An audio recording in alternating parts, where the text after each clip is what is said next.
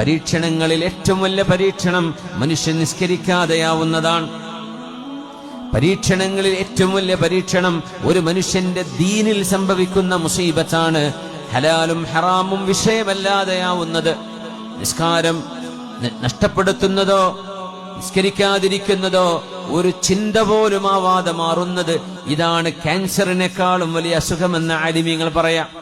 മനുഷ്യന്റെ ദീനിൽ സംഭവിക്കുന്നത്, വഞ്ചന നടത്തുന്നത്, കളവ് പറയുന്നത് പ്രശ്നമല്ലാതെയായി മാറുമ്പോ, അള്ളാഹുവിന് വേണ്ടി നോമ്പെടുക്കുന്നത്, ഖുർആൻ ഓതുന്നത്, നിസ്കരിക്കുന്നത് ഭാരമായി മാറുമ്പോ അത് പിന്നെ എന്ന് പറഞ്ഞ് അള്ളാഹുവിന്റെ ഒരു വിഷയം വരുമ്പോൾ നീട്ടിവെക്കുന്നത്, നിസ്കരിക്കാൻ സമയമായി അത് പിന്നെ, നോമ്പെടുക്കാൻ നേരമായി അടുത്ത ആഴ്ച തുടങ്ങാം സുന്നത്ത് നോമ്പ്, ഇങ്ങനെ ഓരോന്നിനും മാറ്റിവെച്ചുകൊണ്ട് ദീനിന്റെ വിഷയത്തിൽ നിന്ന് അകന്നുകൊണ്ടിരിക്കുന്നതാണ് ഒരു മനുഷ്യന്റെ പരീക്ഷണങ്ങളിൽ വെച്ച് അഅ്ളമായ മുസീബത്ത്. ഫഇന്നഹാ അഅ്ളമു കുല്ലി മുസീബ വൽ മസ്ലൂബു മൻ സുലിബ ദീനുഹു.